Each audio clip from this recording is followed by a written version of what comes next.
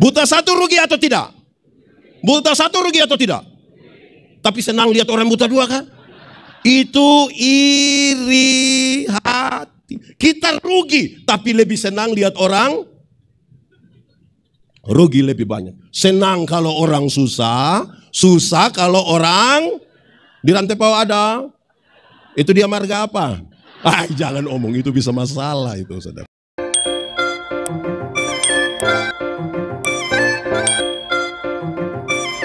Shalom. Lebih kuat sedikit. Shalom. Saya senang sekali saudara-saudara karena sebenarnya ini acara kaum bapak, tapi lebih banyak ibu-ibu. Itu luar biasa. Biar tepuk tangan kasih ibu-ibu. Tapi ibu-ibu tahu bahwa itulah pengaruh bapak-bapak. Karena kalau ibu-ibu bikin acara, bapak-bapak hanya antar. Tapi waktu bapak-bapak bikin acara, ibu-ibu duduk berdiam diri di sini. Itu mantap itu. Oke, saudara. Paulus meninggalkan jemaat di Efesus. Padahal jemaat itu jemaat yang kecil. Tidak punya pengaruh politik yang luas, tidak punya pengaruh sosial yang besar. Paulus meninggalkan jemaat padahal Paulus tahu bahwa dunia ini medan pertempuran. Kalau dunia medan pertempuran maka semua orang akan bertempur. Baik orang kaya, baik orang kota, baik orang pintar, baik orang. Paulus mendefinisikan. Musuh kita ada dua. Satu musuh yang kelihatan. Dan yang kedua musuh yang tidak kelihatan. Kalau musuhnya kelihatan, mungkin gampang. Dia datang dari sana, ya kita lari toh. Atau kalau pegang batu, kalau pegang pistol, itu kalau musuhnya. Lalu bagaimana kalau musuhnya tidak kelihatan? Itu jadi masalah. Corona itu termasuk kelihatan atau tidak kelihatan? Tidak. Kalau iri hati termasuk kelihatan atau tidak kelihatan? Kadang-kadang kelihatan. Di sini ada orang yang biasa iri hati. Ibu-ibu atau bapak-bapak. Tapi ada di lantai bawah sini ada. Ada ikut ibadah. Dia pakai baju warna apa sebenarnya? Ada. Saudara, iri hati ialah lebih baik saya rugi asal engkau rugi lebih banyak daripada saya untung. Tapi engkau untung lebih. Saya pakai contoh saja. Ada dua orang yang biasa iri hati, mereka berdua berdoa kepada Tuhan. Karena Tuhan tahu mereka tukang iri hati, Tuhan suruh malaikat bicara dengan orang itu. Malaikat datang bilang begini, karena kamu dua biasa iri hati, maka Tuhan bilang hanya satu yang boleh meminta, yang satu diam-diam saja. Tapi yang meminta ini kalau dia meminta sesuatu, maka yang tidak minta dapat 2 kali lipat. Contoh, kalau saya minta motor 1, maka Pak Dedi akan dapat motor 2. Di antara kamu dua siapa yang berani berdoa? Dua-dua tidak mau. Dua-dua tidak mau. Ini bahaya ini. Akhirnya tarik undian. Ya apa pendeta Yandi yang harus berdoa untuk meminta? Ini bahaya. Kalau saya minta kaya pasti Pak Dedi lebih. Ini bahaya. Akhirnya saya bilang begini, sudah Tuhan, kasih saya punya mata buta 1. Kalau saya punya mata buta 1, Pak Dedi buta. Buta 1 rugi atau tidak? Buta 1 rugi atau tidak? Tapi senang lihat orang buta 2 kan? Itu iri hati. Kita rugi, tapi lebih senang lihat orang rugi lebih banyak. Senang kalau orang susah, susah kalau orang di rantai bawah ada. Itu dia marga apa? Jangan omong, itu bisa masalah itu, saudara. Iya, sebentar pulang dari sini saudara jalan ada orang bawa motor lari kencang, jujut, serempet begini, saudara silih sedikit, dia lewat 20 meter jatuh, saudara bilang apa? Mampus. Pas cek begini ternyata kita pun bapak yang jatuh. Senang sekali lihat orang susah itu, susah sekali lihat orang. Oke, Pak Pendeta, Paulus meninggalkan jemaat. Paulus tahu sekarang ini peperangan ini melawan iblis. Iblis itu punya kerja tipu-tipu. Iblis punya kerja. Saya mau tanya kita dulu. Boleh jawab kuat. Tipu itu boleh kok tidak? Tipu boleh kok tidak? Kalau untuk kebaikan kita tipu boleh? Saya lihat saudara agak ragu-ragu. Ulang. Tipu itu boleh kok tidak? Kalau untuk kebaikan kita tipu boleh? Tidak boleh. Tidak ada tipu untuk kebaikan, tipu itu tipu. Satu tipu melahirkan tipu baru. Kalau saya bilang kepada Bapak, Bapak, kenapa tidak ikut gereja? Perasaan dengan pendeta tanya. Dia bilang, saya sakit Pak Pendeta, saya sakit. Ketemu istrinya, saya bilang, Ibu, bilang Papa sakit. Karena ibu tidak tahu, ibu bilang, tidak. Kita ketemu Bapak, kita bilang, Bapak, ibu bilang Bapak tidak sakit. Terus dia bilang, saya sakit tapi belum kasih tahu ibu. Dua. Satu tipu melahirkan tipu. Pak Pendeta, kami di sini kami tidak tipu. Kami hanya biasa pakai dua kata, sebenarnya dan tapi. Kenapa tidak ke gereja? Sebenarnya saya pergi, Pak. Tahu juga. Kalau setapi itu dia tidak pergi. Kenapa tidak terima jadi pengurus kaum Bapak? Sebenarnya saya terima. Tapi kalau sudah tapi dia tidak mau lagi. Jadi kalau sebentar pulang dari sini ketemu jemaat yang tidak datang ikut ini acara, terus tanya dia, kenapa tidak ikut acara? Sebenarnya sudah. Saya sudah tahu engkau maksud itu, tidak usah lanjut. Di sini ada yang biasa pakai sebenarnya dan tapi. Ada ikut ibadah. Coba semua lihat dia coba.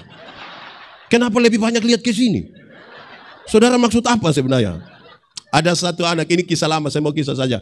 Ada satu anak umur 1,5 tahun baru belajar bicara. Dia punya bapak kepala desa. Tapi ini anak laki-laki setiap kali mau kencing dia minta dia pun bapak yang kasih kencing. Tapi bapak pejabat jadi bapak perasaan. Akhirnya bapak ajar dia punya anak. Adek, kalau adek mau kencing, adik kasih tahu bilang adik mau menyanyi. Nah itu jurus berhasil itu. Setiap kali dia punya bapak duduk sama staf, begitu ini anak mau kencing dia datang, papa, yuk adik mau menyanyi. Dia pun bapak sengaja putar-putar keluar kasih kencing itu anak, selesai. Satu saat papa mamanya berangkat ke Jakarta, titip ini anak di dia punya om. Tengah malam ini anak mau kencing dia kasih bangun dia punya om, yo adik mau menyanyi. Dia punya om karena tidak tahu dia punya om bilang, jangan ini sudah malam ini, jangan. Ini anak dia bilang, om, yo, Adi mau menyanyi. Dia pun bilang, tidur nanti bayi di sebelah mana. Tidur.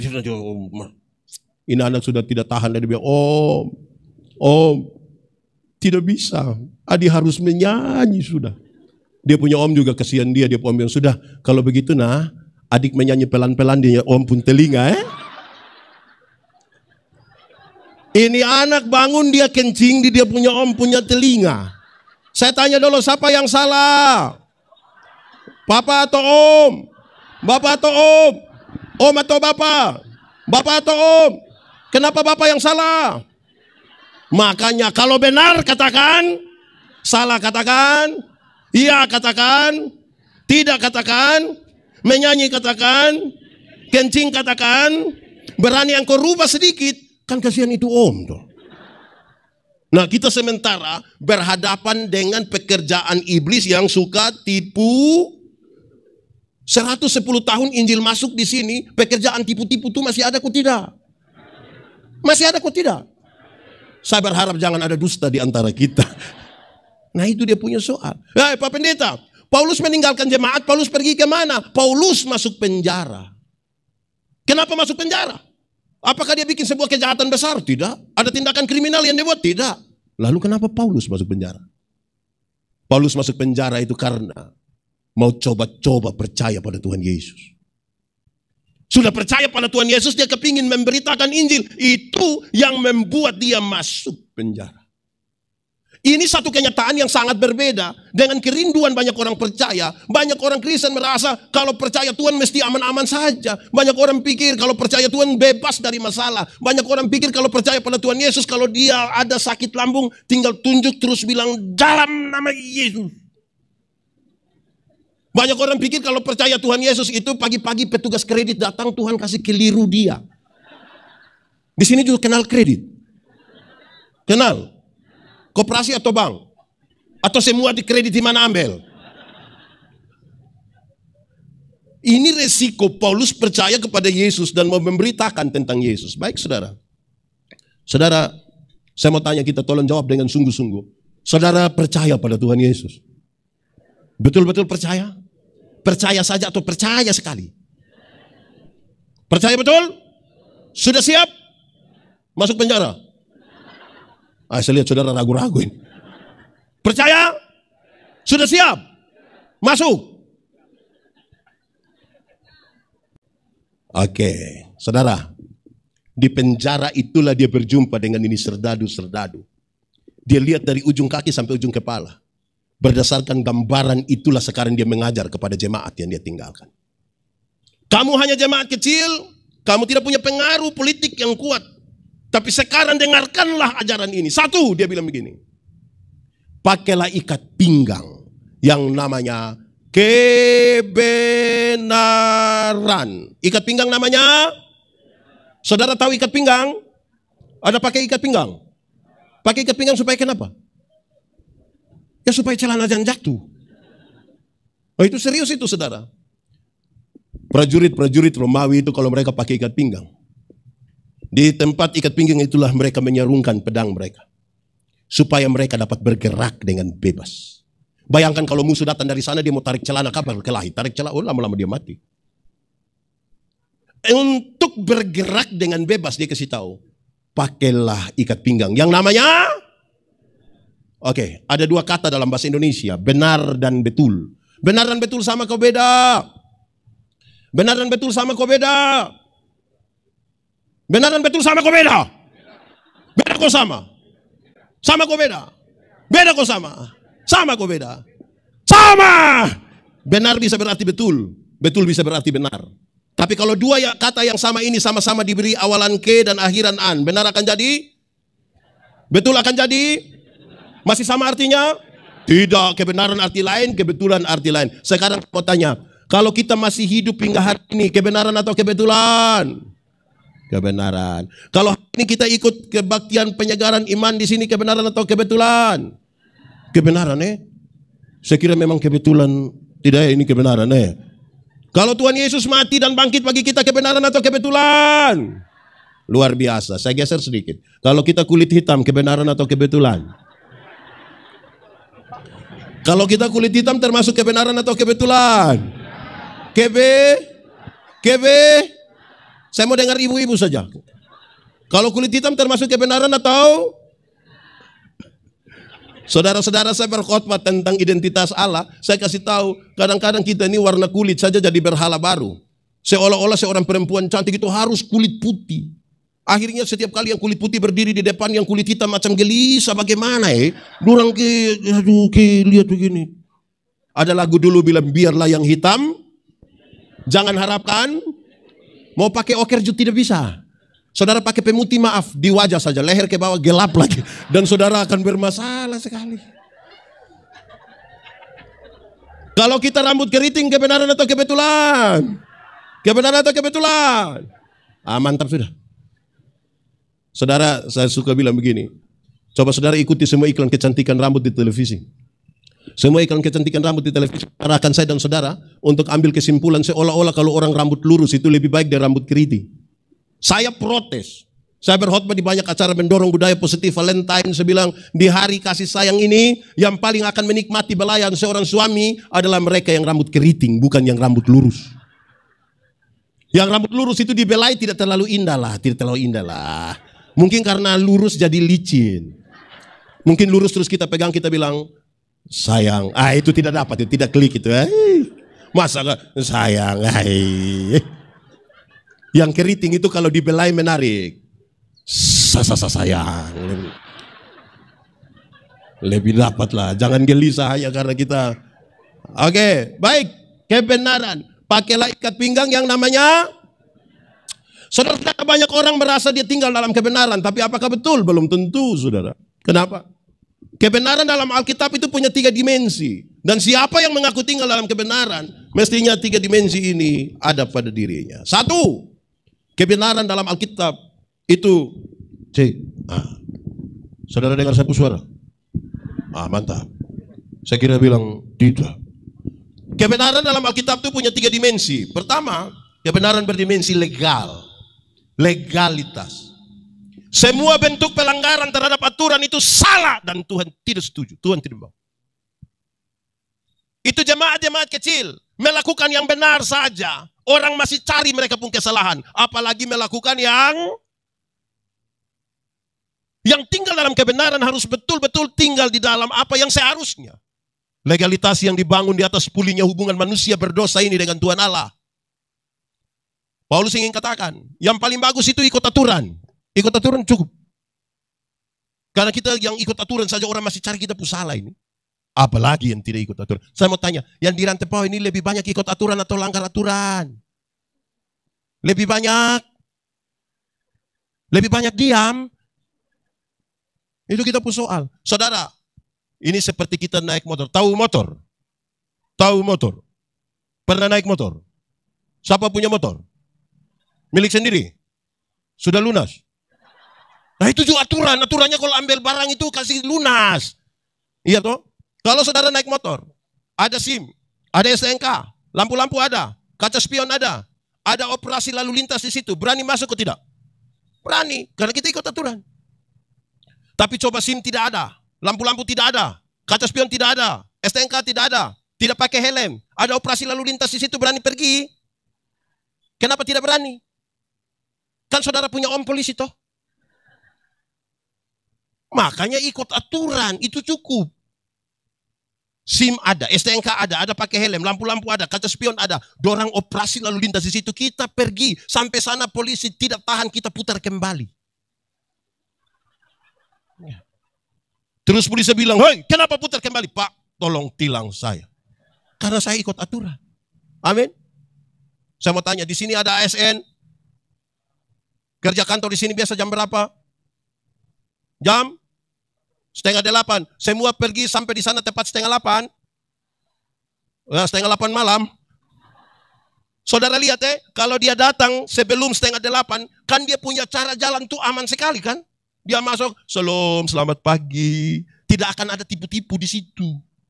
Tapi bayangkan kalau kita kerja kantor jam 7:30 terus dia datang 10:30. Saudara bisa bayangkan dia punya cara jalan?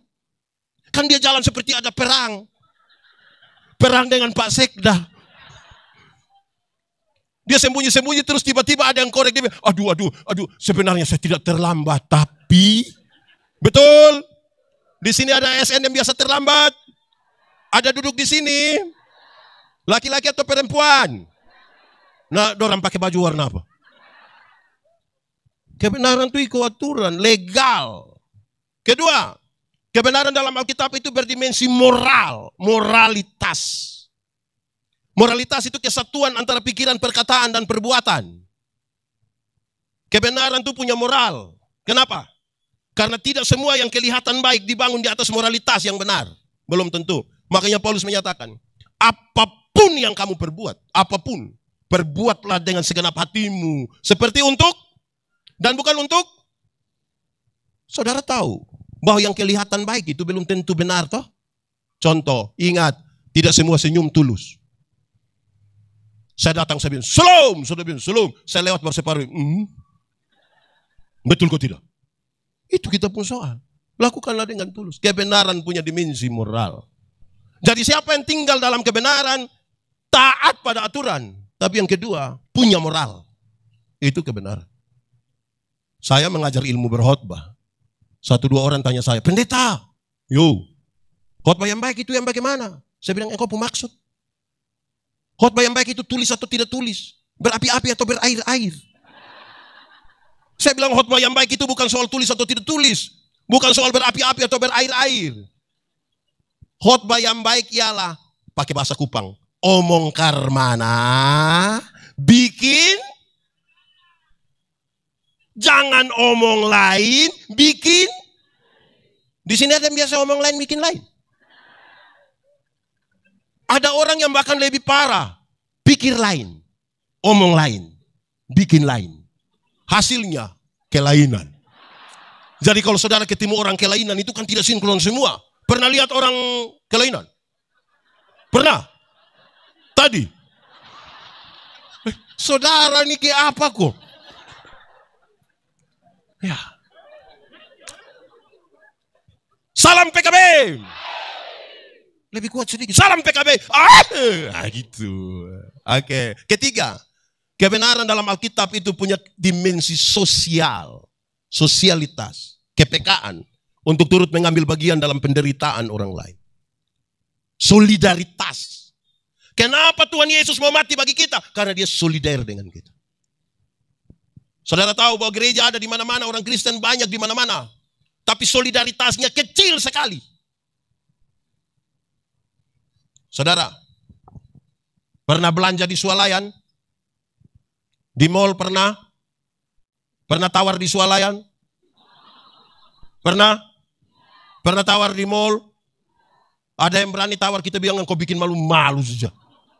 Beli pemilik swalayan, pemilik mall orang kaya atau orang miskin? Beli dia orang kaya tidak tawar. 99.900, dia ambil 100.000 dia kasih. Orang kasih permen satu, bonbon satu, dia bilang kau ambil saja, jangan ukur saya dengan itu barang. Tapi kalau pagi-pagi dia beli sayur di nenek-nenek ada lewat. Itu tawar kok tidak? Tahu juga tawar. Saudara lihat beli di orang kaya tidak tawar. Beli di nenek-nenek itu susah sekali. Barangkali pulang jual itu dia sudah mati itu. Itu penawaran mengerikan. Kadang-kadang kita bilang, nenek, yo sayur berapa? Ini nenek sudah senang ini. 3.000. Dia sengaja kaget. Hah? 3.000? Bisa 9.000 kah? Kadang-kadang tambah satu kalimat di belakang. Bisa 9.000 kah? Kan nenek don tanam sendiri juga. Itu kalau saya yang jual, saya bilang, bawa free saja, bawa gratis saja, bawa. Tawar sayur 3.000 jadi 9.000, padahal turun dari mobil Innova. Di tangan kanan ada iPhone terbaru. Di tangan kiri masih ada Samsung terbaru. Di dalam tas masih ada Nokia lagi. Pakai rantai salib yang berat 1 kilogram. Tawar sayur 3.000 jadi 9.000. Wih, terlalu durhaka itu, saudara. Ibu-ibu. Ibu-ibu. Mulai besok tawar sayur kebalik dari ibu. Kalau tanya itu nenek-nenek, nenek sayur berapa? Dia bilang 3.000. Maaf nenek, bisa 3.000?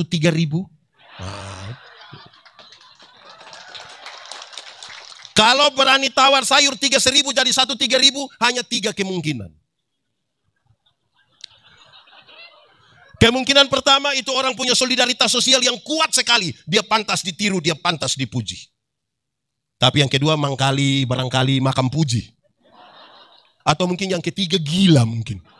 Kita yang menentukan. Jadi kebenaran dalam kita punya dimensi sosial. Saudara, Bapak Ibu yang hadir di sini. Bapak Ibu, ada yang orang tua masih hidup kah? Tinggal di sini atau tinggal di kampung? Dorang susah atau senang? Sering-sering ada kirim beras dengan daging kerbau kah? Sering-sering ada kirim? Ada kok tidak? Pas-pasca baru kirim. Orang tua masih hidup tidak kirim beras, tidak kirim daging. Orang tua pas mati dia bawa kerbau besar. Itu juga utang. Macam di sini ada yang begitu? Betul-betul ada? Saudara macam-macam. Hei, salam PKB. Salam PKB. Yang masih hidup itu yang kita urus dia. Bukan dia mati baru kita urus. Orang tua masih hidup, beli memang kasih dia jas. Biar dia pakai jas. Ini orang tua masih hidup, dia hanya pakai Yuken. Tahu Yuken? Yang mana? Yang itu. Orang tua mati dia beli jas. Orang tua masih hidup itu beli memang kasih dia sepatu. Ini orang tua masih hidup kasih tinggal dia jalan tanpa alas kaki. Jadi jari-jari kaki terbuka semua begini. Pas mati dia beli sepatu. Nah sepatu mana mau masuk di jari kaki yang macam 5 Pancasila begini? Aneh sekali. Di sini juga ada. Jujur angkat tangan di siapapun keluarga.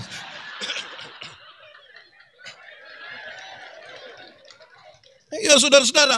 Baru dia pakai filosofi. Saya tidak tahu ini ada di sini atau tidak. Tapi banyak orang kalau beli kalau ada acara kematian, katanya, kalau beli untuk orang mati, jangan tawar. Di sini juga begitu. Nah baik sudah kalau begitu. Waktu sepatu masih begini, orang tidak beli.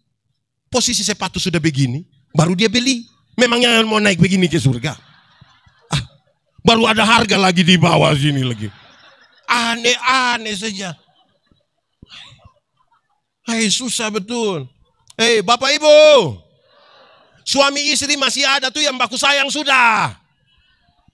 Ini tiap hari baku pukul suami istri. Di sini ada suami istri baku pukul tiap hari. Saudara tidak menikah dengan petinju. Maksud waktu masih menikah hidup sama-sama bertengkar berkelahi. Pas mati dia sengaja menangis. Duduk di depan. Aduh, pencitraan.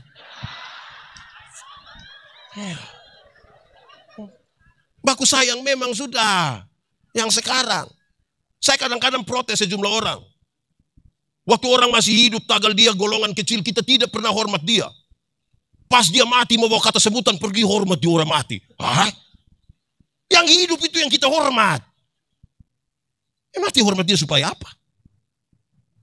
Kepekaan sosial, itu menjadi penting bagi orang-orang yang katanya hidup dalam kebenaran. Ini Injil 110 tahun, saudara. Oke. 1.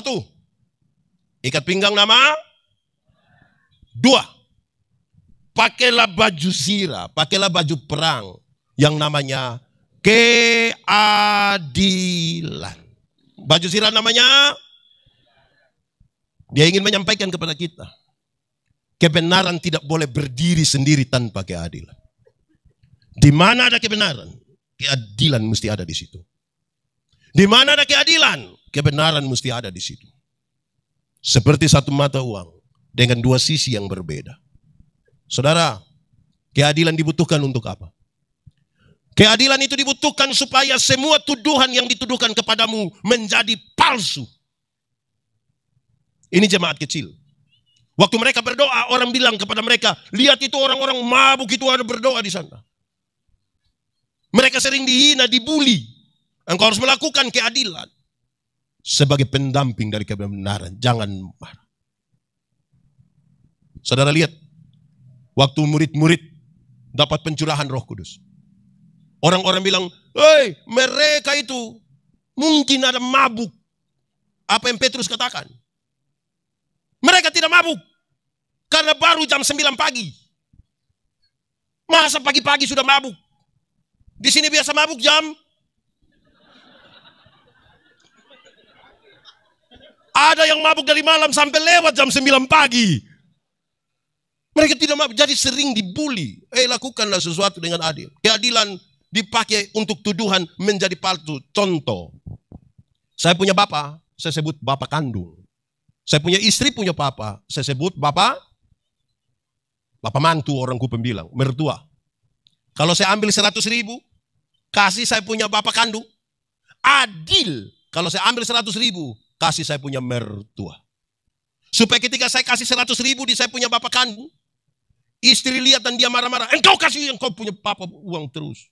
Tanpa saya bicara, dia punya bapak yang bilang, engkau jangan marah, engkau punya suami. Dia juga kasih saya 100.000. Tuduhan menjadi palsu. Amin. Di sini ada yang biasa kasih uang di orang tua pakai sembunyi-sembunyi. Sembunyi dari istri ada. Sembunyi dari istri atau sembunyi dari suami? Dia pegang begini, kucak-kucak itu uang, baru dia panggil dia orang tua. Ambil cepat. Ambil cepat karena ada serigala di belakang. Di rantai bawah ada begitu. Itu orang-orang ada di sini kah? Lakukanlah sesuatu dengan adil. Itu cukup. Adil itu saudara, kalau engkau menuntut hak, lakukan juga apa? Kewajiban. Jangan hanya tuntut hak. Pemalas gereja. Tapi ketika ada kebutuhan pelayanan, paksa pendeta-pendeta harus pergi. Padahal selama hidup dia gereja hanya 3-4 kali. Pertama waktu anak baptis. Kedua waktu anak sidi. Ketiga waktu anak nikah. Dan kemungkinan yang keempat waktu pemakaman dia. Salam PKB. Bapak-bapak rajin gereja. Ini bapak-bapak dong juga satu. Ini bapak-bapak dong ini. Waktu masih pacaran, rajin. Jemput. Waktu menikah, malas gereja. Lantas kemudian pendeta pergi bilang, Bapak, kenapa Bapak sekarang malas gereja? Dia bilang, Pak Pendeta, waktu Pak Pendeta kasih nikah saya dengan istri, kami dua telah menjadi satu.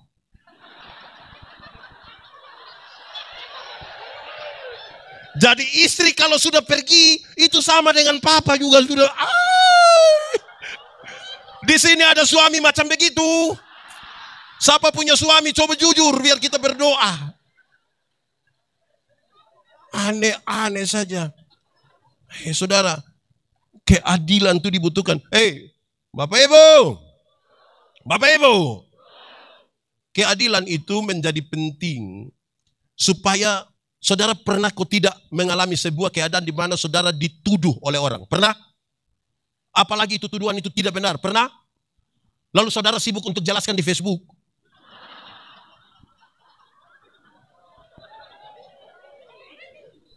Salam PKB. Waktu dapat tuduhan jelaskan di Facebook. Kalau tidak tahu tentang saya, jangan buat seperti tahu-tahu. Karena iblis paling suka orang yang tidak tahu apa-apa tapi buat seperti tahu-tahu. Lakukan saja sesuatu dengan adil. Itu sudah cukup. Di mana ada kebenaran, keadilan berjalan bersama-sama di situ. Amin. Kita ini kadang-kadang untuk yang jasmani punya ini kita ikut. Saya mau tanya kita dulu, jemaat. Pernah kau tidak dapat bantuan tunai langsung dari pemerintah itu? Yang berapa ratus ribu itu? Pernah? Biasa dorang bagi di tempat mana? Di mana? Oke, itu biasa bagi jam berapa? Jam berapa? Pagi jam 9. Pergi jam. Baginya jam 9, pergi jam. Kenapa bagi jam 9 lalu 4:30 saudara sudah pergi? Lalu datang gereja jam 7 dia datang 11:30. Lah, adil di mana? Yang nona-nona. Di sini tidak ada nona-nona. Nenek-nenek semua. Nona-nona. Menikahlah dengan laki-laki yang takut Tuhan. Dia akan mengasihi engkau. Dia akan menyertai engkau. Makanya ajak dia ikut ibadah pemuda. Memang agak berat tapi ajak. Kak, ibadah. Kakak, ibadah. Kakak, ibadah. Saya antar saja. Ibadah. Kalau dia tidak mau, kasih tahu dia. Ada kue. Siapa tahu.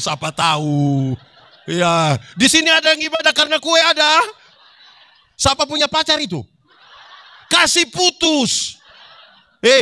Anak muda, jodoh itu akan datang dengan sendirinya. Itu pun kalau dia tahu rumah. Jadi tugasmu itu Sherlock. Jadi lakukan dengan adil. Bisa kok? Bisa? Waktu suami-suami. Ada cintai pekerjaan kok tidak? Cinta pekerjaan kok tidak? Cinta istri kok tidak? Istri sendiri atau istri orang? Salam PKB. Lakukanlah dengan adil. Bukan adil terhadap orang lain punya istri. Adil terhadap kita punya istri, adil juga kepada pekerjaan. Jangan terlalu mencintai pekerjaanmu sampai kau lupa mencintai istrimu. Dan jangan terlalu mencintai istrimu sampai lupa mencintai pekerjaanmu. Karena kepada satu Tuhan yang sama, engkau berjanji menjadi istri dan suami yang setia. Tetapi kepada Tuhan itu juga, engkau mensyukuri dan berjanji melaksanakan tanggung jawab pekerjamu dengan baik. Lakukanlah dengan adil. Sudah 2. Pertama, ikat pinggang nama. 2, baju sirah nama. Ketiga, pakailah sepatu, kasut, sendal yang namanya kerelaan. Itu tentara-tentara Romawi kalau sudah pakai itu sepatu itu masuk hutan, injak duri, injak batu, masuk saja. Memang melakukan sesuatu kalau tidak dengan rela tidak bisa. Pernah alami kok kalau melakukan sesuatu dengan tidak rela? Pernah? Saya mau tanya kita tolong jawab kuat-kuat. Saudara pernah putus cinta? Terus-terus? Pernah putus cinta? Kalau saudara tidak rela dan tidak segera move on, saudara bisa sakit hati dari tamat SMP sampai mati. Karena setiap kali itu nona kasih naik foto dengan dia punya om, kita yang tersinggung. Kita akan capture itu foto terus lingkar merah di itu om punya kepala. Anak panah merah tunjuk di itu om punya mata.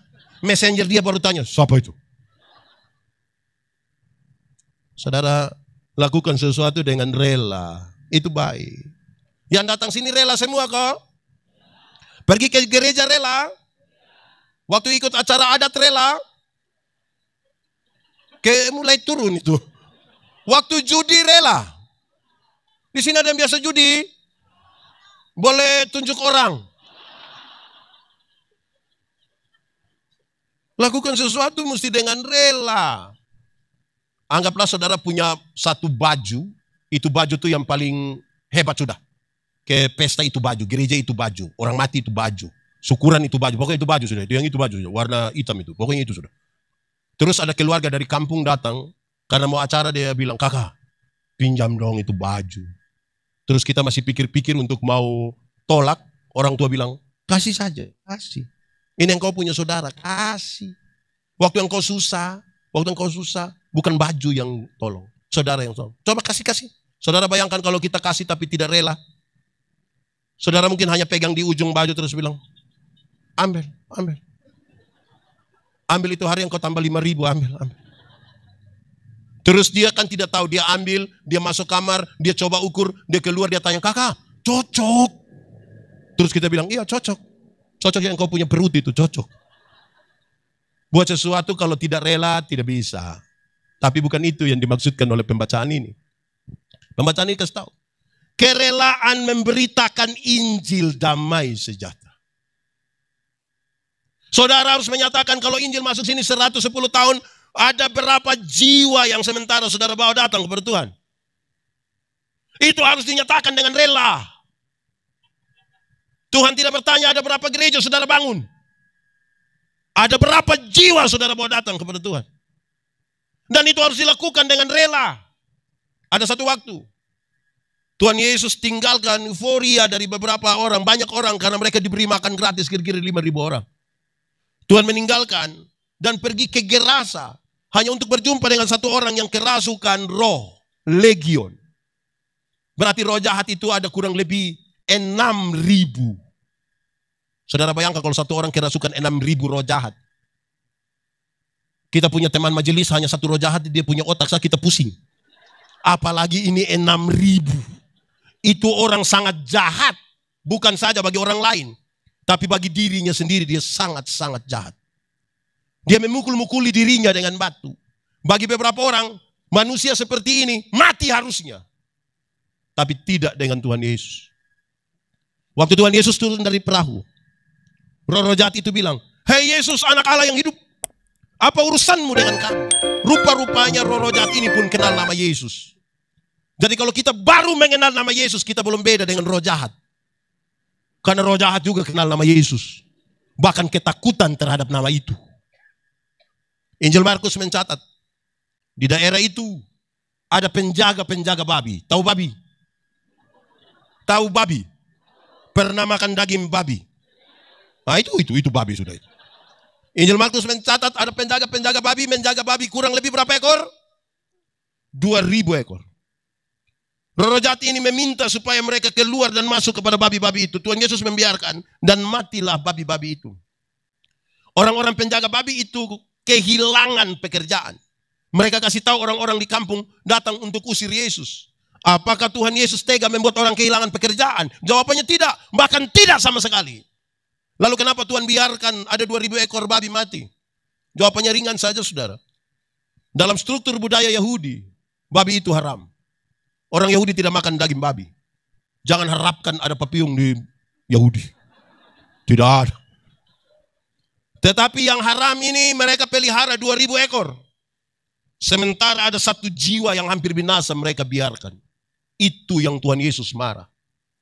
Alangkah lebih baiknya ada 2.000 ekor babi mati daripada ada satu jiwa binasa. Sekarang coba kali. Kalau babi satu ekor harga 2 juta.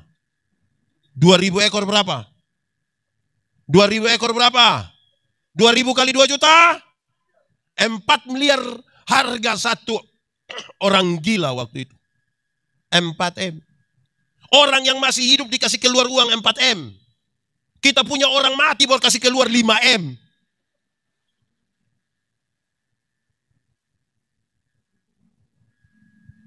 Siapakah orang gila itu?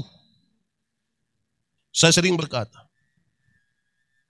orang gila itu kemungkinan besar adalah suamimu. Kemungkinan besar istrimu. Kemungkinan besar anak-anakmu. Kemungkinan besar mertuamu. Kenapa? Saya tidak tahu di sini, tapi ada satu gaya yang biasa dipakai.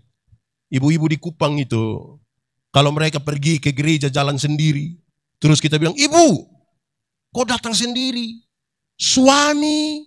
Terus dia bilang begini, Ini tanda apa? X di sini artinya X faktor. Saudara, itu tanggung jawab kita. Injil itu berita pembebasan, bukan berita menakutkan. Tolong jawab. Kita takut setan atau setan takut kita? Kita takut setan atau setan takut kita? Atau kita yang setan bakas takut?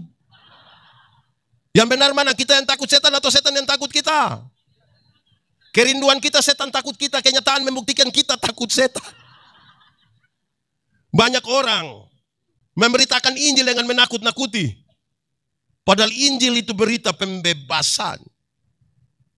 Saya berdoa di rumah-rumah sakit bagi nenek-nenek yang sakit berat hampir mati. Saya pergi bilang, "Nenek, kita mau berdoa nenek." "Iya Pak Pendeta." Mungkin saya doa habis nenek sudah mati. Tapi nenek mati masuk surga.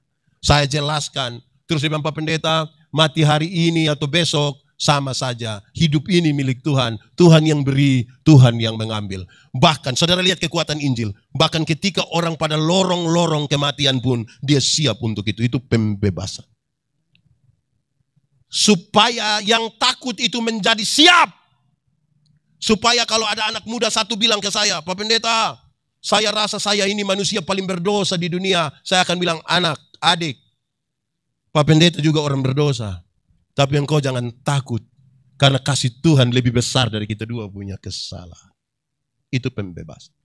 Bayangkan kalau ada anak muda datang kasih saya, "Pendeta, saya rasa saya manusia paling berdosa di dunia." Ya, saya lihat engkau punya muka ini, muka berdosa ini. Saya sudah lihat ini. Engkau ini kalau tidak bertobat nanti kaki tangan patah buang semua ini, patah buang semua. Berita apa menakut-nakuti? Ada banyak orang Kristen menjelang Paskah mereka suka bawa film-film itu yang diselipkan itu. Film apa itu?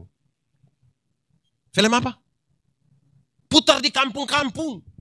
Orang kampung nonton habis, "Pak Pendeta, neraka ngeri." Aduh. Saya bilang, saya tidak pusing dengan neraka. Ya tapi pendeta harus tahu. Saya tidak tahu itu tidak apa-apa. Kenapa? Kalau saya masuk surga, bukan karena ketakutan hukuman di neraka. Saya masuk surga karena Tuhan Yesus mati ganti saya. Bukan karena ketakutan. Yang rubah kita siapa? Roh Kudus merubah. Tidak ada manusia rubah manusia. Tidak ada. Manusia kalau rubah manusia, munafik. Contoh. Ada ibu-ibu larang dia punya suami tidak merokok. Ada? Ya iya, suaminya tidak merokok di rumah.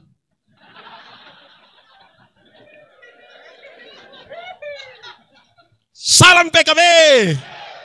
Di rumah tidak merokok. Waktu keluar gas atau rem? Waktu keluar gas atau rem?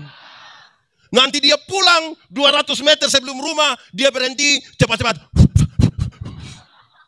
Terus dalam COVID ini kan sudah ada sudah ada cuci tangan kan di depan rumah toh. Dia sampai dia langsung cuci tangan, cuci muka, pakai kumur lagi. Istri tanya, "Papa kenapa sampai sedetail itu?" "Oh ibu, virus sekarang ini berat. Di sini ada suami begitu. Dia ada di sini. Dia pakai baju polos atau baju adat.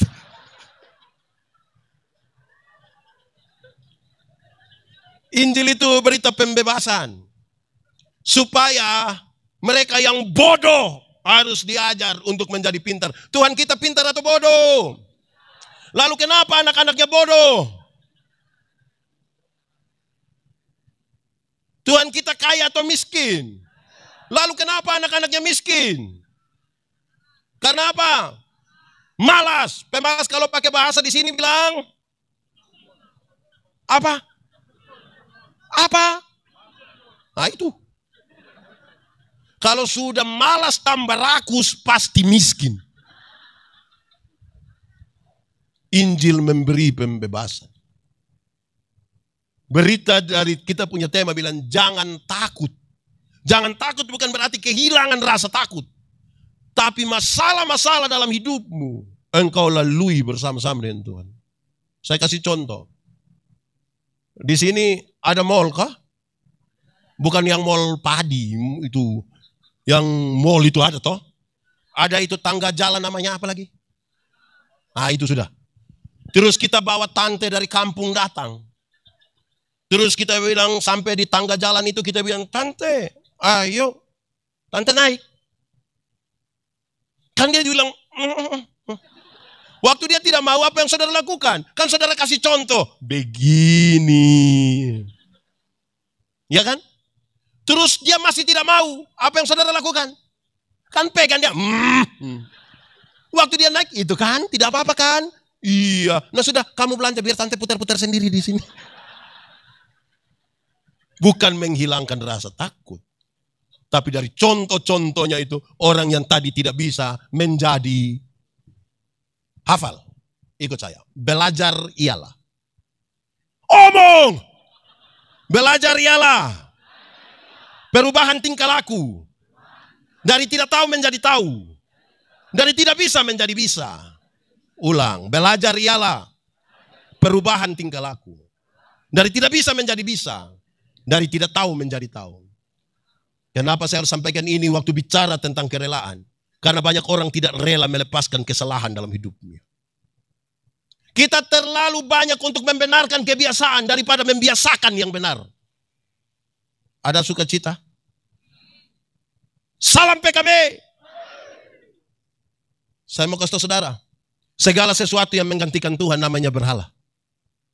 Apapun. Kadang-kadang ketergantungan kita tidak kepada Tuhan. Tapi segala sesuatu yang menjadi kebiasaan-kebiasaan kita.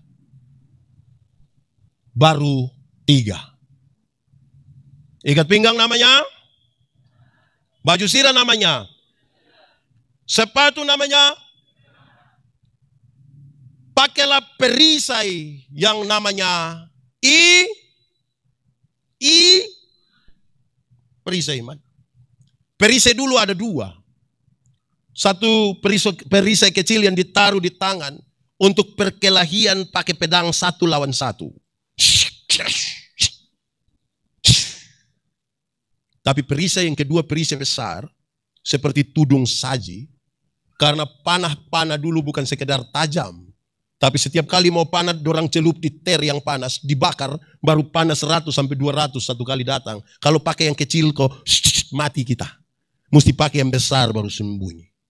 Kenapa? Paulus mau kasih tahu jemaat. Ingat.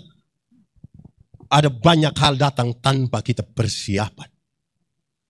Ada banyak hal yang kita tidak duga dia datang. Pakailah perisai namanya iman. Saya mau tanya saudara, tolong jawab. Saudara punya masalah?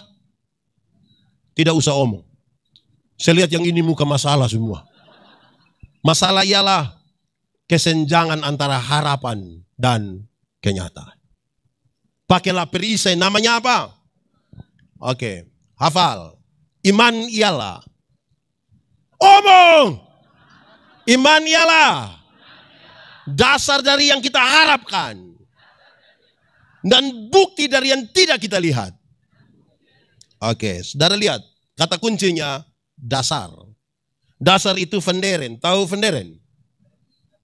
Tahu? Apalagi dia punya nama? Fondasi. Fondasi kalau kuat, bangunan. Fondasi miring, bangunan. Fondasi dari apa Pak Pendeta? Fondasi dari yang kita harapkan. Yang kita harapkan itu apa? Cita-cita, idealisme masa depan. Segala sesuatu yang kita mungkinkan akan terjadi. Iman dasar dari yang kita harapkan. Karena semua orang berharap. Saudara mau jadi orang yang paling kaya di Toraja, silakan. Saudara mau jadi orang paling cantik di Toraja, silakan. Saudara mau jadi orang yang paling maju, paling pintar, silakan. Pertanyaannya adalah, saudara sementara membangun harapan itu di atas dasar yang namanya apa? itu lebih penting. Karena orang yang tidak beriman pun sementara membangun harapan-harapan. Bukti dari yang tidak kita lihat. Bukti dari yang tidak kita lihat. Pada saat banyak orang Kristen tunggu melihat baru percaya. Padahal iman itu bukti dari yang tidak kita lihat. Saya mau pakai contoh begini. Arsitek, saudara tahu arsitek? Di sini ada yang arsitek. Ah, itu sudah.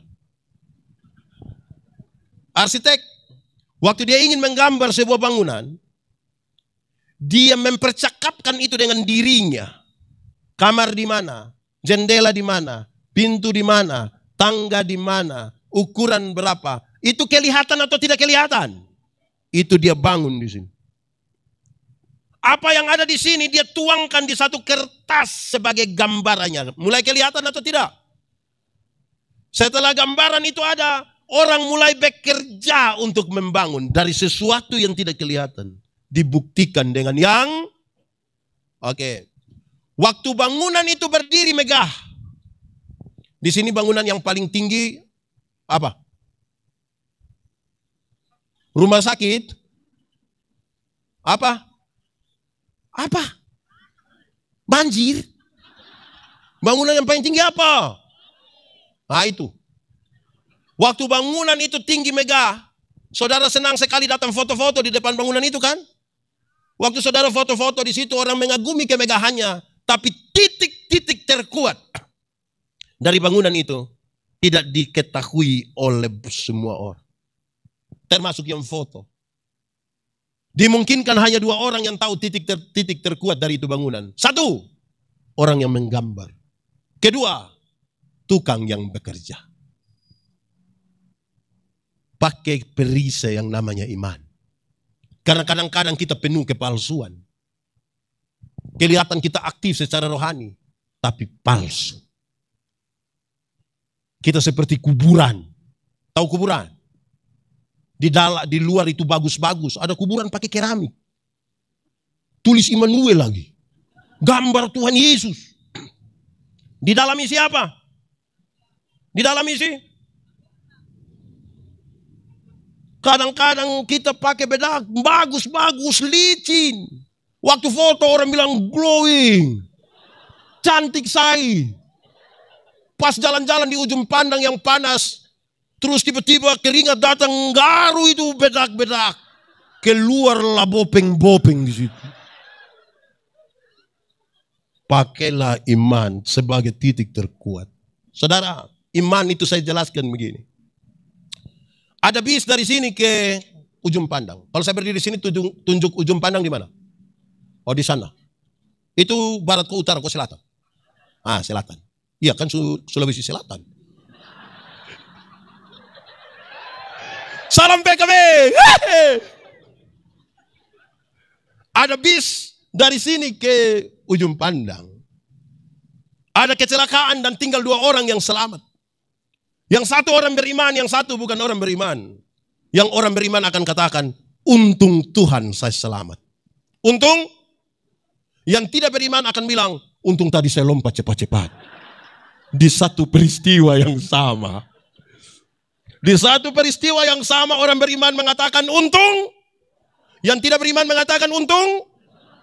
Kita yang di sini lebih banyak untung Tuhan atau untung saya? Untung Tuhan atau untung saya? Oke, kita uji. Saudara, saya pakai contoh izin bagi jemaat dan para pelayan di sini. Gereja ini siapa yang bangun? Siapa? Gereja ini siapa yang bangun? Gereja di tempat kita beribadah nanti siapa bangun? Ya, saudara lihat. Orang beriman, siapa bangun di gereja? Tuhan, bukan saya. Iya kan? Tapi bayangkan kalau kita tanya, Bapak, siapa bangun itu gereja? Bukan saya. Tapi bayangkan kalau kita tanya, Bapak, siapa bangun itu gereja? Terus dia bilang, bukan saya. Coba kamu cek saja. Itu hari kalau bukan saya punya nenek dorang, ini gereja tidak ada. Ada orang susah, orang miskin, sakit-sakitan datang kepada saudara. Singkat cerita, saudara tolong dia sukses, dia sehat, dia bawa kesaksian itu kemana-mana. Orang-orang diberkati dengan kesaksiannya. Berita itu sampai ke telinga saudara. Apa yang akan saudara bilang? Pak Pendeta, waktu itu datang sini sudah mau mati Pak. Untung. Kok tadi bilang untung Tuhan. Kita tergoda untuk merampas kemuliaan Allah. Amin. Kedua, Tuhan bilang beriman itu mesti seperti anak-anak kecil. Saudara lihat anak-anak kecil itu. Umur 1,5 tahun yang tadi menyanyi. Itu anak yang 1,5 tahun itu coba taruh dia di atas ini. Dia punya papa ada di bawah. Terus kita bilang kepada itu anak, nah lompat. Dia lompat tidak? Lompat tidak? Lompat. Mempercayakan diri. Dia lompat saja. Dia punya papa yang pusing mau tangkap bagaimana kan? Sekarang coba taruh dia punya mama di atas. Salam PKB. Coba dia punya mama di atas, terus dia punya suami di bawah. Terus dengan bahasa yang romantis sekali suaminya bilang, sayang, lompat.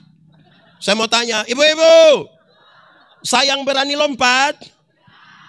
Karena kau punya sayang yang suruh. Oke, anggaplah kalimat itu kurang romantis.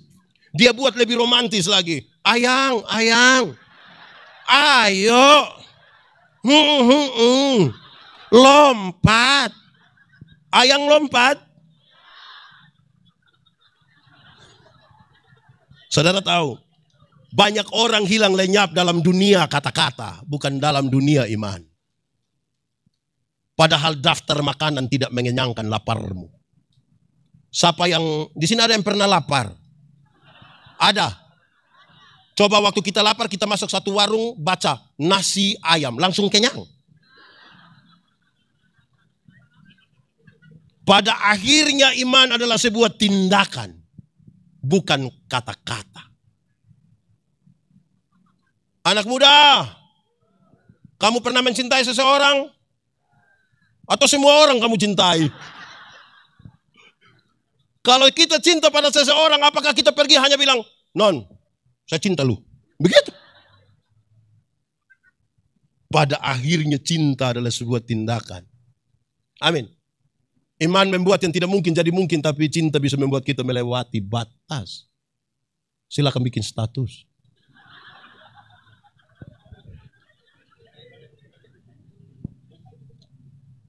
Tapi dia pun soal batas apa dulu. Jam batas yang tidak baik dorong langkah terus. Oke. 1, ikat pinggang namanya. 2, baju zirah namanya.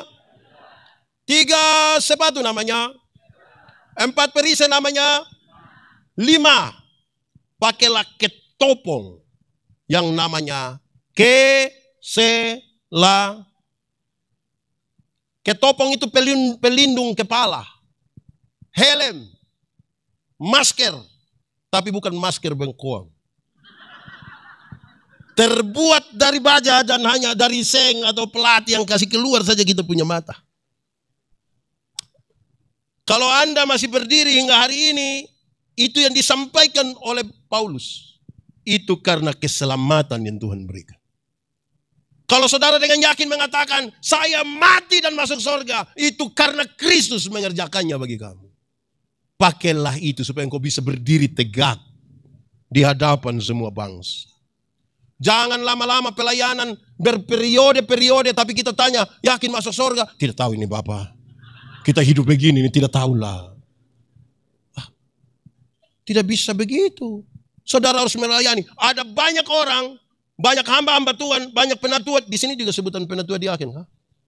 Banyak hamba Tuhan, penatua diaken. Tidak meyakini apa yang dia beritakan dan apa yang dia doakan. Tapi dia mau ajak orang untuk belajar percaya. Bagaimana? Pakailah ketopong namanya keselamatan. Untung baik. Kita manusia ini berdosa semua. Waktu kita semua berdosa, siapa yang berani paksa Tuhan Allah datang untuk tolong kita? Ada yang berani paksa? Jadi kalau kemudian kita diselamatkan hanya karena kasih karunia. Seluruh perbuatan baik kita hanya sebuah ungkapan syukur.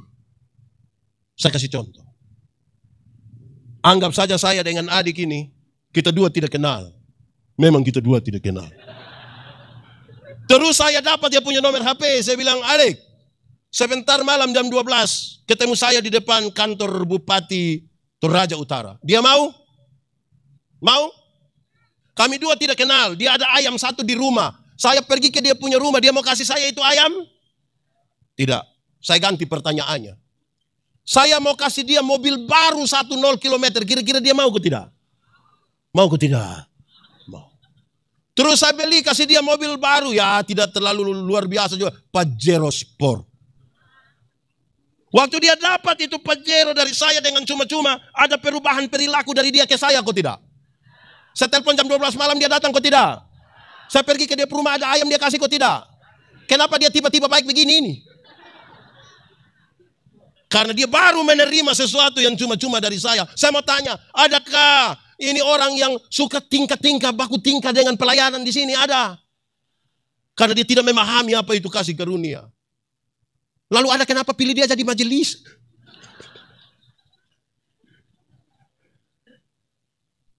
Saudara, hal ini serius. Saya kira orang-orang di sini ikut program pekabaran Injil. Orang-orang pekabaran Injil suka bilang begini, dosa ialah melanggar kehendak Allah. Betul? Satu hari kita bikin dosa berapa? Banyak kok sedikit? Bisa hitung kok tidak? Sendiri buat sendiri tidak bisa hitung. Tapi orang pekabaran Injil bilang begini, anggap sajalah satu hari kita bikin dosa berapa? 3. Dosa pikiran 1, dosa perkataan 1, dosa perbuatan. Kalau satu hari 3, 1 bulan berapa? 3 kali 30 hari? 90. Kalau 1 tahun berapa? 90 kali 12 bulan? 1080, taruhlah 1000. Satu hari 3, 1 bulan 90, 1 tahun 1000. Coba masing-masing kalikan dengan umurnya sendiri. Pendeta Yandi umur 46 tahun, kali 1000? Kali 1000? Dengan 46.000 pendeta Yandi ke surga. Itu jangan tanya di yang semakin tua. Mengerikan. Kalau satu hari 3 saja sudah begitu banyak, apalagi satu hari tidak bisa dihitung. Jadi kalau kita selamat, semata-mata hanya karena kasih karunia Tuhan. Tidak boleh ada orang gaya-gaya karena kasih karunia. Amin kok. Di sini ada yang gaya-gaya. Ada. Dia marga apa? Salam PKB. Oke. Sudah atau baru Baru saja. Baru 5. Tapi saudara, ini khotbah masih panjang. Tidak apa-apa toh? Kan lusa saya pulang. Saudara, saya punya istri biasa protes saya. Papa kira papa khotbah bagus. Oh iya mama, saya diundang di seluruh Indonesia ke luar negeri mama. Papa, coba cek yang orang ikuti papa khotbah. Mereka jangan sampai hanya pergi mau ketawa-ketawa. Dorang pikir papa Sule. Saya bilang mama, aduh mama kok bisa omong suami begitu. Coba tanya jangan sampai, ibu bilang, jangan sampai dorang pulang, dorang bilang engkau rugi tidak ikut pendeta Yandi khotbah. Kok iya, dia bilang apa? Tahu? Yang penting kami ketawa-ketawa, coba kami pun pendeta bisa begitu, aduh. Tapi jemaat, ingat toh yang tadi saya omong kan? Ingat betul toh? Biar, supaya ibu juga tahu, ibu dengar saja jemaat dengar ini. Ikat pinggang namanya, baju zirah namanya, sepatu namanya, perisai namanya, ketopong namanya. 5 hal yang disampaikan ini saudara, ini perlengkapan bertahan. Bertahan itu lama-lama kalah. Suami itu kan dia mengalah, lama-lama dia tempeleng istrinya kan. Istri itu mengalah kan lama-lama dia ribut juga kan. Oke, di sini ada yang suka sepak bola. Banyak. Barcelona atau Real Madrid? Barca atau Real? Barca atau Real? Real atau Barca? Barca atau Real? Saya mau kasih saudara Real sekalipun. Kalau hanya bertahan, terakhir waktu lawan Toraja Utara dia kalah. Kalau hanya bertahan. Dia harus menyerang supaya memenangkan pertarungan. Amin. Lalu Paulus kasih tahu 2 senjata. 1. Senjata yang pertama adalah firman. Senjata pertama apa? Firman itu yang memutuskan, saya setuju dengan Bapak, saya tidak setuju dengan ini. Firman. Firman yang bilang, saya ikut yang ini, saya tidak ikut yang ini. Firman. Jangan sampai kita ambil keputusan hanya karena sebuah perasaan. Hanya karena kita punya kedekatan emosional. Hanya karena kita punya relasi sosial. Firman yang memutuskan ini benar, ini salah. Bukan karena kebiasaan. Firman. Firman itu digambarkan seperti pedang bermata 2. Dia iris ke depan, tapi iris juga ke sini. Artinya, kalau untuk orang lain saudara kutip firman, maka jangan coba-coba untuk tidak kutip firman bagi diri sendiri. Kita ini kadang-kadang sibuk firman untuk orang lain, tapi tidak sibuk firman bagi diri sendiri. Jangan sampai sebentar habis khotbah ada yang bilang saya, Pak Pendeta pun khotbah tadi pas. Pas dengan siapa? Pas dengan dia. Hei, di Bapak tidak? Tidak, di saya itu firman sampai dia belok begini dia lari ke sebelah, tidak bisa. Salam PKB. Firman itu seperti cermin. Tahu cermin? Pernah lihat cermin? Pernah pakai cermin? Waktu saudara datang ke cermin lebih banyak lihat orang atau lihat diri? Waktu kita lihat diri pertama kan hanya datang begini. Tiba-tiba saudara mulai begini.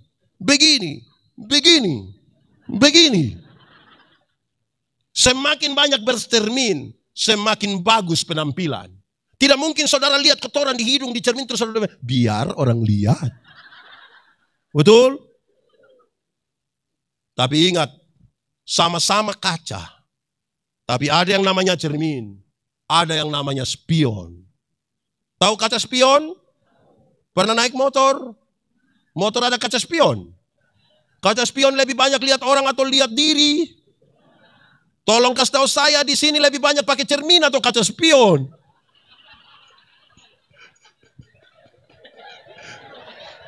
Salam PKB. Salam PKB. Hujan sudah turun. Ada 3 hal tentang hujan. 1, hujan mengajarkan kepada kita supaya duduk semakin rapat. Saya yakin hujan makin besar, mereka yang di luar itu akan bergabung di bawah tenda-tenda. Hujan mengantarkan kita untuk duduk semakin rapat. Kedua, hujan mengajarkan kepada kita supaya berteriak makin kuat. Kalau saudara di tengah-tengah hujan badai yang deras, bicaranya pelan-pelan, orang tidak mendengar, apalagi menuruti. Perubahan dunia terlalu cepat, kadang-kadang perubahan yang ini kita belum menyesuaikan diri, perubahan berikutnya sudah datang. Suara kenabian dan suara kebenaran gereja yang sudah 110 tahun harus diteriakan lebih keras karena hujan ini sangat keras. Harus. Ketiga, ada teka-teki di kampung dulu bilang begini. Jatuh di bawah, cari di atas. Apakah itu? Apakah itu? Apakah itu? Hujan ke atap bocor kan?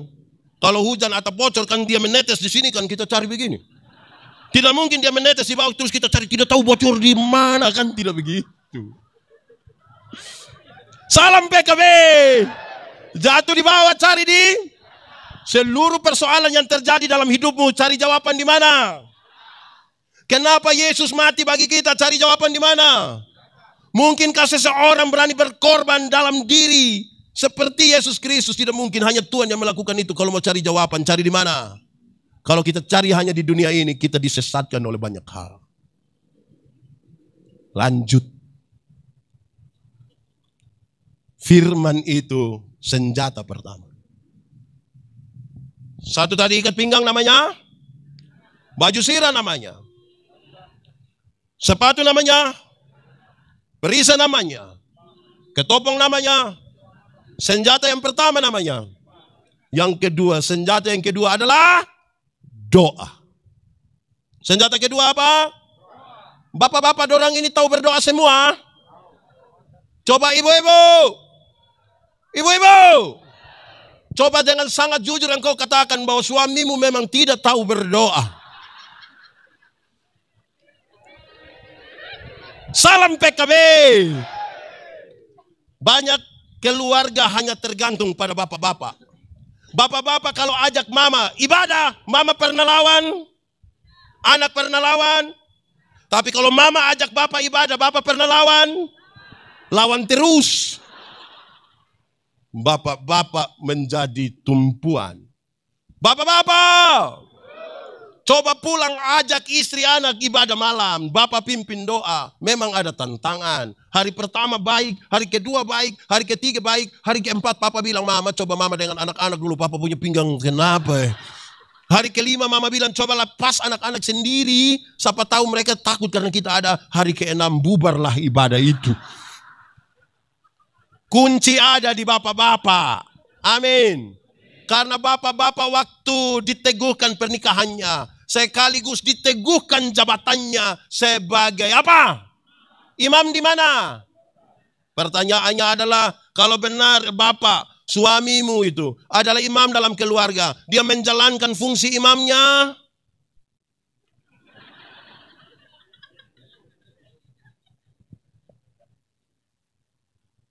Dia menjalankan.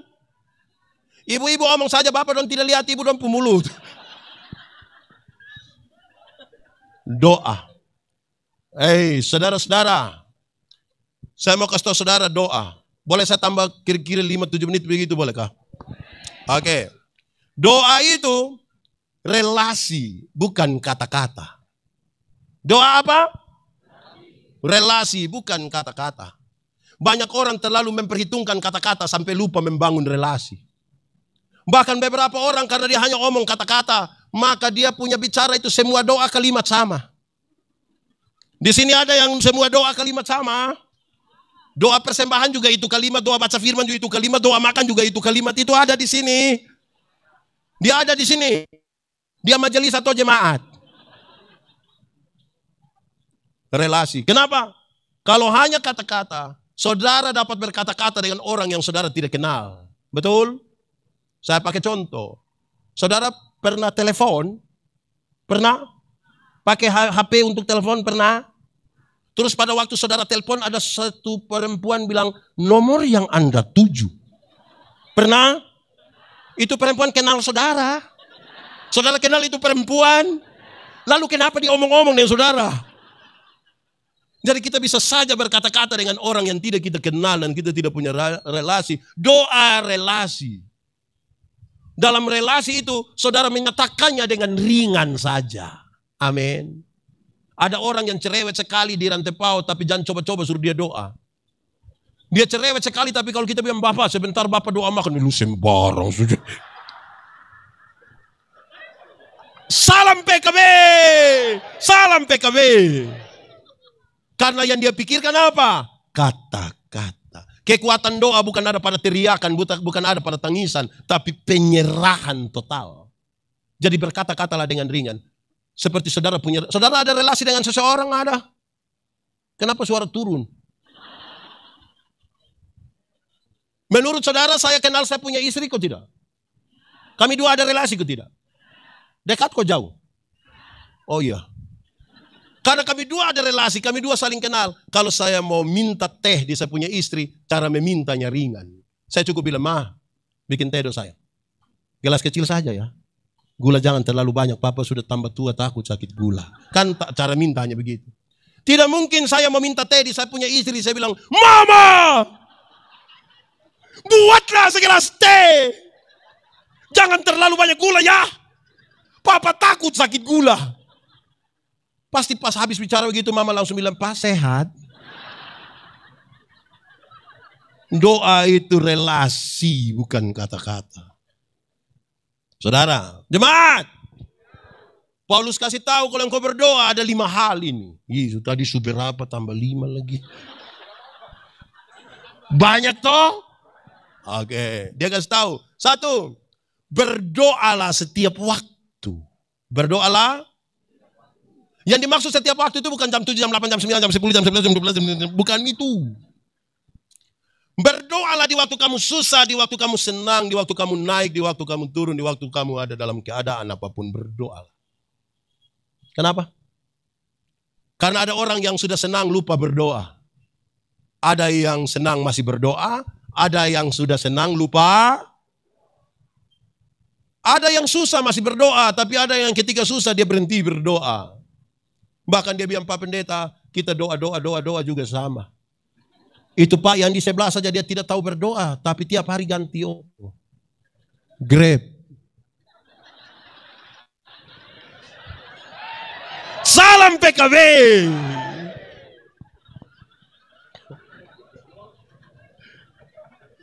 Manusia selalu ditempatkan pada 3 keadaan. 1, ada keadaan di mana kita mau dan Tuhan juga mau. Pernah alami? Kita akan bersyukur kalau kita mau, Tuhan mau. Ada keadaan di mana kita mau tapi Tuhan tidak mau. Pernah alami? Kita doa, Tuhan tolong tambah 1 istri. Tuhan bilang, no. Pernah alami? Salam PKB. Di sini ada yang sudah mau tambah. Ada. Itu bapak-bapak ada di sini. Wih, terlalu itu bapak-bapak. Oke, bapak-bapak yang begitu tolong berdiri. Salam PKB.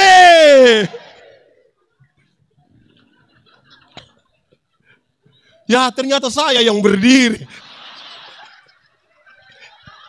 Aduh. Ada keadaan di mana Tuhan mau tapi kita tidak mau. Tuhan mau, hei engkau berhenti berjudi. Tapi kita masih belum mau. Betul. Tuhan mau kita berdamai tapi kita masih marah. Betul. Saya suka itu ibu yang bilang. Betul.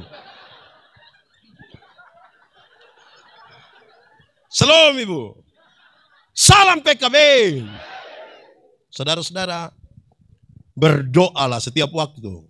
Kedua, berdoalah dalam roh. Berdoa? Yang dimaksud dengan berdoa dalam roh bukan berarti berdoa dalam bahasa roh. Apalagi kalau saudara tidak mengerti. Berdoa dalam roh artinya dalam kesatuan dengan Roh Kudus. Kenapa? Tuhan yang kita sembah, Tuhan yang kudus. Tuhan yang kepadanya kita datang, dia kudus. Ingat, yang kudus tidak dapat bersatu dengan yang tidak kudus. Yang gelap tidak dapat bersatu dengan yang terang. Tanggalkanlah kasutmu sebab tempat di mana engkau berdiri itu kudus. Banyak orang bisa berkata-kata doa yang dengan baik tapi tidak menjaga kekudusan hidupnya. Dia berkhotbah di acara pernikahan berapi-api, syukuran khotbah berapi-api. Habis dia yang minum di pinggir situ.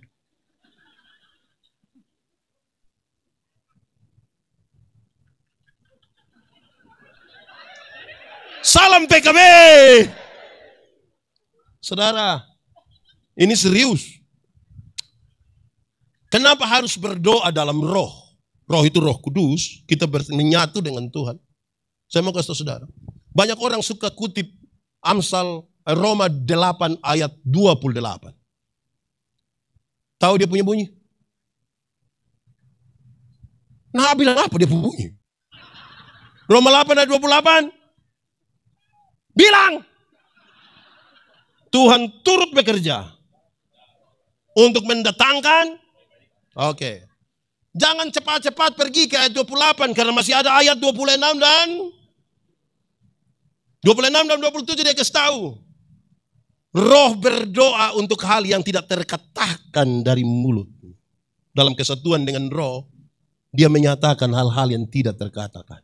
Saudara, ketika saudara ada dalam masalah, saudara tidak tahu apa jalan keluar terbaik bagi masalah itu. Dan hanya roh yang mengetahuinya. Kedua, 5 menit dari sekarang saudara tidak tahu apa yang terjadi dalam hidupmu dan hanya roh yang tahu. Setelah paham 2 hal itu baru Anda boleh katakan, karena itu Allah turut bekerja untuk mendatangkan kebaikan bagi kita. Ketiga, kenapa saudara lihat saya? Saudara maksud apa? Ketiga, berdoalah dan berjaga-jagalah. Berdoa dan berjaga-jaga sangat berkaitan dengan kerjakanlah apa yang harus saudara kerjakan dan biarkanlah Tuhan mengerjakan apa bagian Tuhan. Maksimalkan kita punya bagian. Contoh, jemaat, ada yang punya kios di rumah. Coba setelah berdoa terus saudara pulang sebentar, bilang pada anak-anak, anak-anak, sebentar malam kamu langsung tidur saja, tidak usah tutup kios. Terus anak-anak bilang, loh kenapa tidak tutup? Hah, kamu takut, kita kan sudah berdoa. Menurut saudara besok gula hilang kok tidak? Kopi, rokok, saguer, ada jual.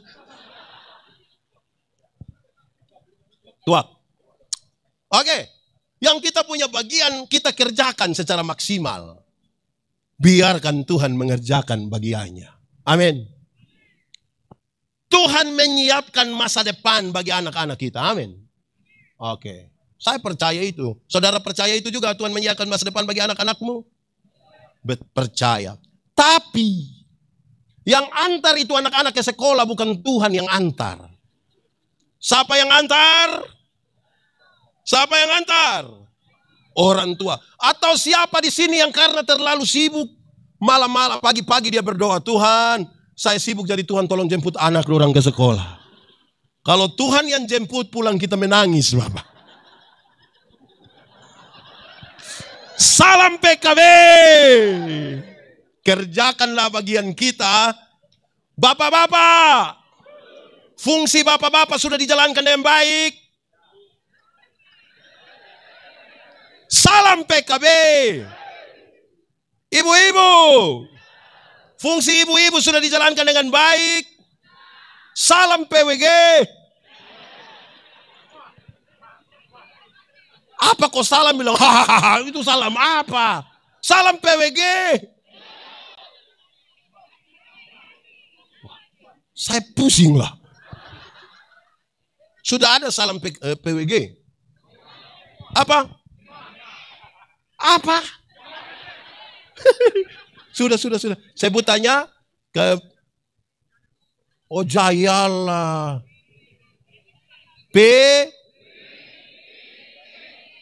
Nah itu sudah. Oke. Sudah 3. Tadi apa lagi pertama berdoa? Oh hanya di sini yang ngomong, di situ tidak ngomong. Saya pu istri nanti bilang betul.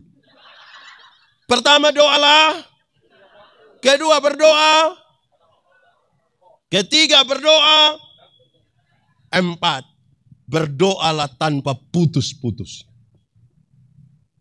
Sengaja dipisahkan dari berdoa setiap waktu. Yang dimaksud dengan berdoa tanpa putus-putus berkaitan dengan konektivitas, instalasi.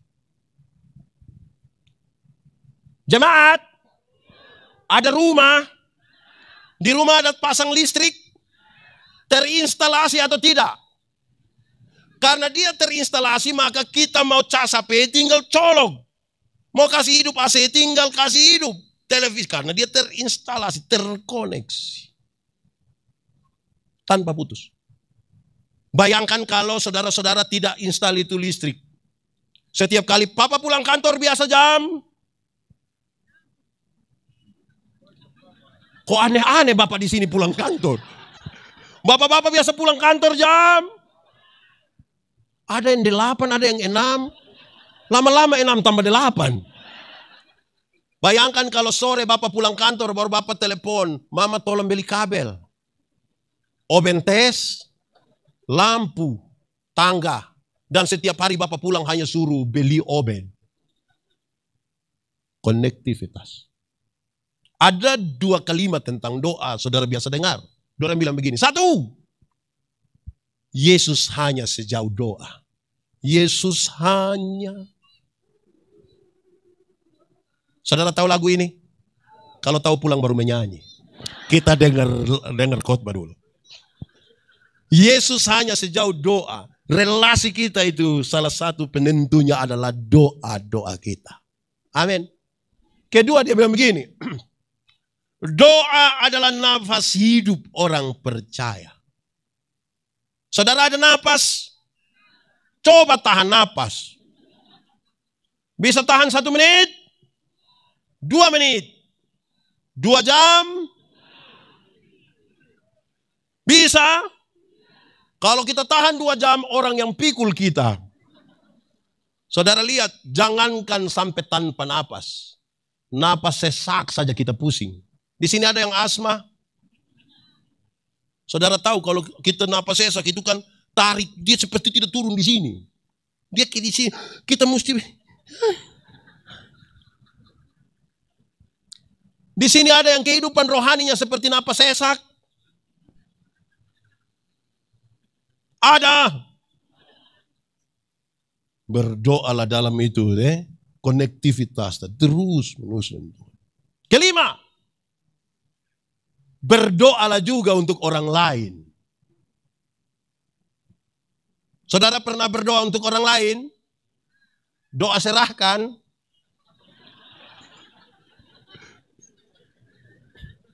Saudara, kita diminta kalau berdoa, jangan lupa berdoa untuk orang lain. Namanya syafaat. Namanya apa? Syafaat berarti kita berdiri menggantikan orang lain untuk menyampaikan keluhan-keluhannya. Kepada Timotius, Paulus ajar. Hei Timotius, jangan lupa berdoa bagi ini, bagi ini, bagi ini. Dalam kaitan dengan pemerintah, Paulus bilang begini. Tidak ada pemerintah yang tidak berasal dari Allah. Berarti pemerintah itu datang dari Allah. Suara rakyat, suara Allah. Tapi dia kasih tahu Timotius, berdoalah bagi para pemimpinmu. Kenapa? Karena ketika dia jadi pemimpin, dia ada di satu puncak tertentu.